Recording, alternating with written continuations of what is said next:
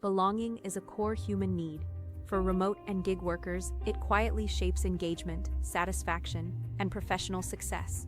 This film follows one remote worker's day, and in that story we see common patterns, research-based theory, and one practical habit you can practice daily to strengthen connection. Micro-affirmations. Imagine a workday that begins and ends in the same room. The boundaries between kitchen, bedroom, and office are cleanly blurred. For many people, remote work offers freedom, flexible hours, fewer commutes, more time to decompress. But that freedom often comes with a quieter cost, the slow erosion of the small human moments that make work feel shared. Over the next hour, you'll meet a remote worker navigating those moments, setting up a home office, joining meetings, pitching ideas, and trying small acts that build inclusion. They arrive at their desk with a routine, adjust the chair, plug in headphones, open the calendar. There's a moment of focus where the day's intentions are set. Logging in feels like both a ritual and a checkpoint. It marks the transition from private life to professional life, but it also underlines a solitude. The person's cues are deliberate: a brief stretch, a glance at a family photo, a small smile at a message from a teammate. Each micro movement is ordinary, but it points to a larger truth. Remote work demands new rituals to anchor belonging. Through emails and chat threads, work proceeds, tasks are visible, deadlines are clear, and productivity tools hum along. But the human side appears in punctuation and timing. A thanks, a quick emoji, a short acknowledgement when a task is completed. Those tiny signals become the scaffolding of everyday professional life. When they're missing, the scaffolding creaks.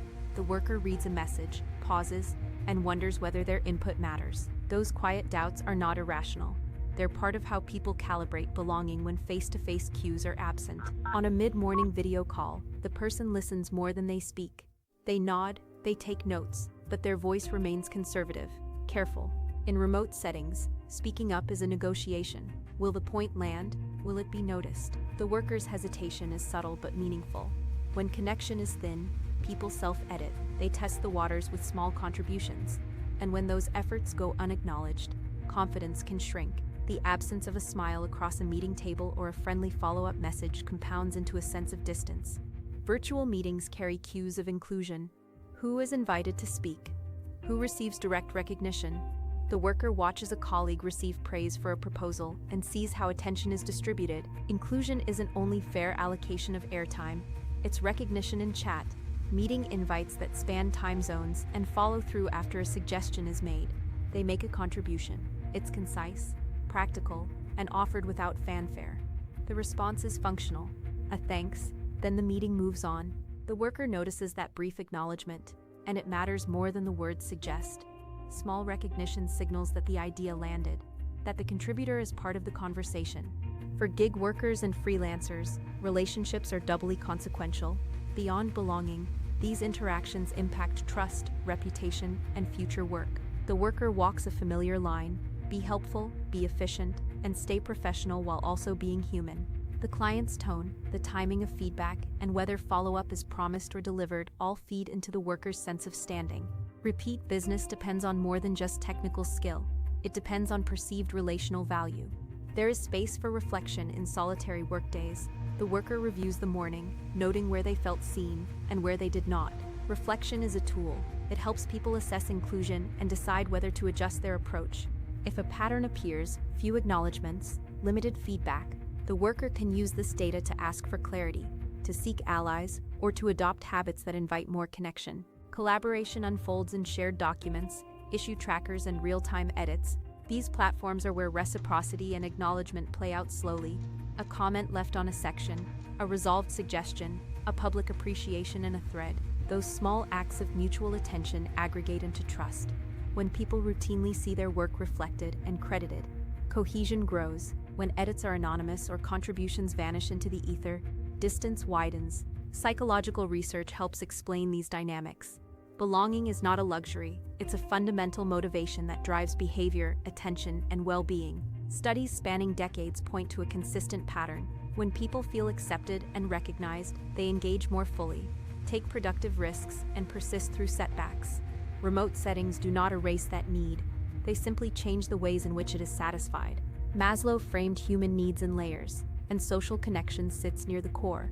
When safety and basic needs are met, people look for belonging, esteem, and ultimately self-actualization. In work terms, that means beyond pay and clear processes, people want recognition, meaningful inclusion, and places where their contributions are seen.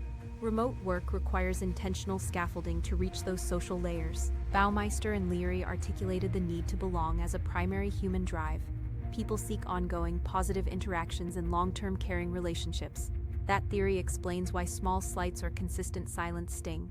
Humans are wired to notice patterns of inclusion and exclusion. Remote work presents both opportunities and risks for meeting that need.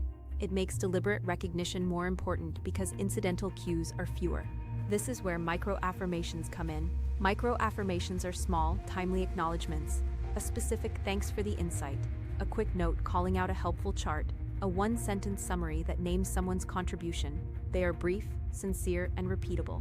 Over time, these tiny gestures have outsized effects. They are low cost to give but high value to receive. Applied inclusion looks simple. Recognize, reference, and reciprocate. The worker practices this by saying, "That point you raised about timeline risk made the decision easier," or "Nice detail in slide 3, it clarified the approach." These specific acknowledgments do more than lubricate conversation. They signal that someone's perspective has been registered and valued. That confirmation encourages further input and builds confidence. Structural supports, clear feedback systems, inclusive meeting protocols, and platform features that highlight contributions matter too. Organizations and platforms can design for visibility, credit authorship, maintain transparent task histories, and build rituals that celebrate milestones. But even where structural support exists, the day-to-day interpersonal moments still carry heavy weight. Micro-affirmations bridge the gap between policy and lived reality. Formal efforts, trainings, inclusion policies, HR programs set expectations and provide tools. They matter because they create a baseline for behavior. Yet policy alone can't produce warmth. The lived experience of belonging emerges when colleagues consistently act on those policies. Training can show the path. Daily micro-actions pave it. Informal culture is often the unseen force in remote teams. The norms about who is invited to brainstorm, who gets the quick check-ins, and who receives offhand recognition form a tacit contract. People learn the culture through repetition. When inclusivity is woven into casual exchanges, it becomes durable. When it's absent, people notice in small ways that accumulate into a sense of exclusion. Belonging is not static. It changes with teams, projects, and client relationships. One group might be warm and responsive, another might be procedural and distant. That variability calls for flexibility, listening more, adjusting expectations, and using small actions to shore up connection where it feels thin. For remote workers, adaptability is a relational skill as much as it is a task management one. Here is a practical insight. Micro-affirmations are accessible, repeatable, and immediate. Try 3 simple moves. First, acknowledge the person specifically, name them and their contribution. Second, be specific about what you appreciated. Third, close with an encouraging follow-up or an offer of reciprocity. For example, "Jamie, your data summary made the risk clearer, thanks. If you want, I can help draft the next slide." That pattern transforms task-based interaction into relationship-building moments. Acknowledgement breeds reciprocity. When someone recognizes your work, you're likelier to return the gesture. Over time, these exchanges create a cycle of trust. People expect to be seen and to see others. In remote systems where time zones and schedules complicate synchronous contact, asynchronous micro-affirmations, thoughtful replies, timely comments, and brief appreciative notes become powerful connectors. Leaders play an outsized role in shaping norms. A manager who routinely highlights people's work sets the tone for the team. Leadership recognition doesn't need to be grand. A brief mention in a weekly update, a spotlight on a successful deliverable, or a private note that thanks someone for steady effort. These signals validate contributions and encourage a culture where others follow suit. Integrating theory into daily practice means translating concepts like Maslow's social needs and Baumeister's belongingness into actionable habits. Micro-affirmations are a bridge. They operationalize belonging in manageable steps. Practiced routinely, they strengthen engagement, lower social friction, and help remote workers feel more embedded in their professional communities. At the end of the day, there's a gentle satisfaction that arrives when connection feels real. It's not dramatic. It's a small warmth. Someone noticed your point. A client thanked you for your attention. A colleague followed up. Those moments accumulate. They sustain motivation and make work feel meaningful. even when your desk is in a living room.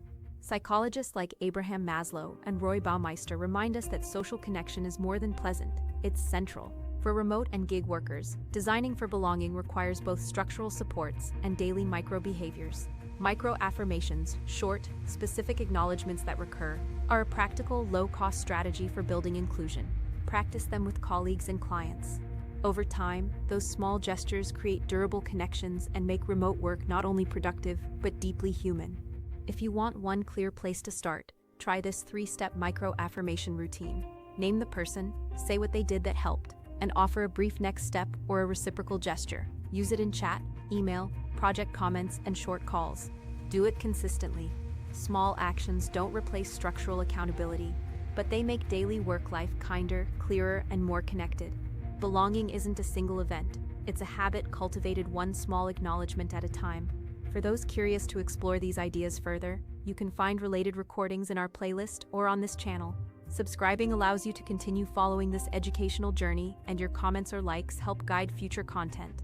Thank you for learning with us today, and we look forward to sharing more insights in the next video.